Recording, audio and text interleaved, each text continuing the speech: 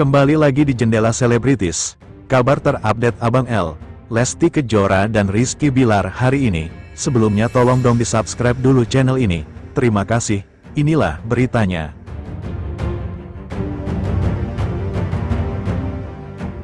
Yoni Dores dihujat usai laporkan Lesti Kejora. Kuasa hukum, tak masalah, ini masalah harga diri. Pencipta lagu Yoni Dores dituding cari panggung, setelah melaporkan pedangdut Lesti Kejora ke Polda Metro Jaya, terkait dugaan pelanggaran hak cipta. Yoni Dores melaporkan Lesti Kejora karena tak terima namanya tidak ditulis, saat Lesti menyanyikan ulang lagunya di YouTube. Ilham Suwardi, kuasa hukum Yoni Dores menyampaikan kalau kliennya tak masalah dituding cari panggung, karena Yoni hanya ingin mencari tahu alasan Lesti tidak memasukkan namanya saat menyanyikan lagu Yoni di YouTube. Dia, Yoni, udah senior banget, apalagi panggungnya. Kalau lagu kan lagunya sudah populer duluan, sempat dipopulerkan Iis Dahlia, kata Ilham Suwardi di Polda Metro Jaya, Semanggi, Jakarta Selatan. Yoni juga menjadi bulan-bulanan warganet. Ia kerap menerima komentar negatif di media sosial setelah melaporkan Lesti ke polisi. Oh, itu jadi konsekuensi. Tetapi laporan ini mau enggak mau berjalan, jadi pasti sampai ujung juga, ucapnya. Selain dituduh cari panggung hingga dihujat, Yoni juga diboikot oleh televisi. Kabarnya salah satu televisi di Indonesia tidak akan memakai lagu Yoni selamanya. Kalau tanggapan dari Pak Yoni bilang itu enggak ada masalah buat dia. Dia berkata, saya udah 70 tahun ini. Enggak ada masalah, ada hak asasi, hak harga diri, seperti itu, jelasnya. Ilham menyebut kesehatan Yoni Dores sempat terganggu, karena harus menghadapi komentar negatif banyak orang, baik di media sosial atau secara langsung usai melaporkan Lesti Kejora. Lumayan terganggulah sesuai dengan umur tingkat stresnya. Kalau dibilang stres, dia berusaha tidak mau stres, tapi tidak bisa juga, ujar Ilham Suwardi. Sementara, tanpa Yoni Dores, pelapor Lesti Kejora jalani pemeriksaan. Pelapor penyanyi dangdut Lesti Kejora, Ilham Suwardi menjalani pemeriksaan pemanggilan pertama kasus dugaan pelanggaran hak cipta di Direktorat Reserse Kriminal Khusus Polda Metro Jaya, Jakarta Selatan. Ilham Suwardi merupakan kuasa hukum Yoni Dores. Ilham tidak ditemani oleh Yoni Dores yang merupakan saksi pelapor. Kedatangan kami ke Krimsus Polda Metro Jaya adalah untuk pemanggilan pertama pelapor atas pelanggaran UU Hak Cipta terhadap saudari Lesti, kata Ilham saat ditemui di Polda Metro Jaya, Rabu. Ilham juga menjelaskan ketidakhadiran Yoni Dores dalam pemanggilan ini. Menurutnya, Yoni baru akan hadir saat pemeriksaan saksi. Ilham memastikan Yoni akan membawa bukti tambahan jika diperlukan. Hari ini enggak ada Yoni Dores, mungkin nanti pemeriksaan Om Yoni sendiri. Iya, nanti bukti tambahan diserahkan Yoni sendiri, tutur Ilham. Adapun Yoni Dores resmi melaporkan Lesti Kejora atas dugaan pelanggaran hak cipta, yang diwakili oleh Ilham Suwardi. Lesti dituding telah melakukan cover dan mengunggah lagu-lagu ciptaan Yoni Dores ke berbagai platform digital seperti YouTube.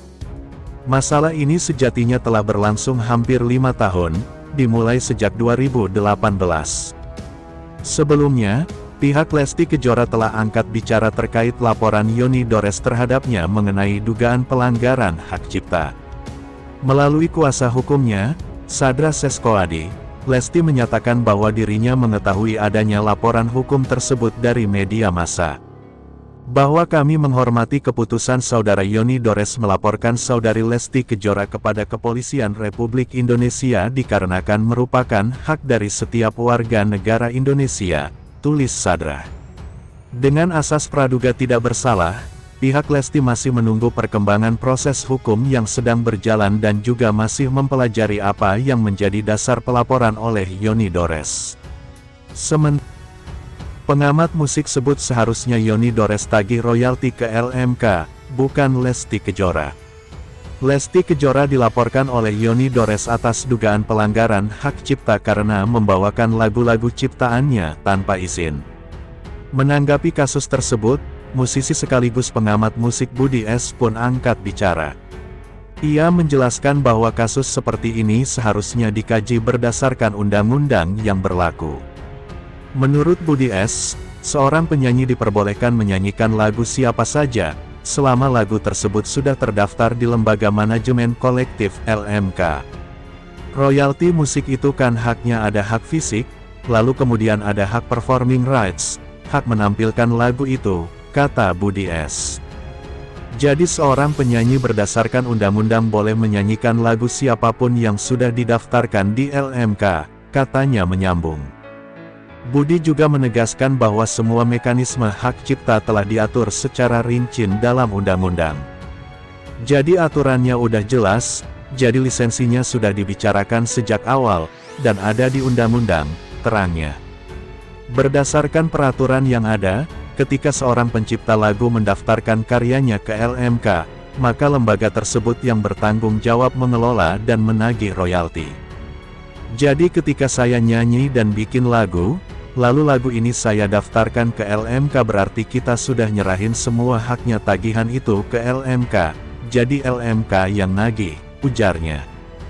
Kecuali kalau lagu itu mau dibuat konsep baru, rekam lagi, kata Budi menyambung. Dengan demikian, urusan pembayaran royalti bukan lagi tanggung jawab penyanyi. Jadi dalam hal ini ya Lesti, selama lagu yang dia nyanyikan itu sudah didaftarkan di LMK, ya LMK yang nagih, tandasnya. Budi menyoroti bahwa langkah hukum semestinya tidak langsung dibebankan kepada penyanyi. Dan harusnya pemilik lagu itu atau ahli waris dari pemilik lagu, ketika ada lagunya dinyanyikan bukan datangin penyanyinya, yang didatangin adalah LMK-nya, tutur Budi. Ia menyebut bahwa LMK terbuka dan transparan dalam mencatat data penggunaan lagu. LMK terbuka kok, ada data-datanya, ujarnya. Menurut Budi, tanggung jawab Lesti dalam kasus ini hanya sebatas moral, bukan ekonomi. Lesti punya tanggung jawab moral, tetapi dia tidak punya tanggung jawab ekonomi. Karena tanggung jawab ekonomi itu sudah diserahkan kepada event organizer, katanya. Budi juga menjelaskan event organizer wajib membayar royalti kepada LMK untuk setiap lagu yang dibawakan dalam acara. Ia juga mengingatkan bahwa penyanyi seperti Lesti biasanya hanya tampil sesuai jadwal tanpa terlibat dalam urusan perizinan lagu. Kan yang berkontrak itu adalah bukan Lesti, tapi yang berkontrak dengan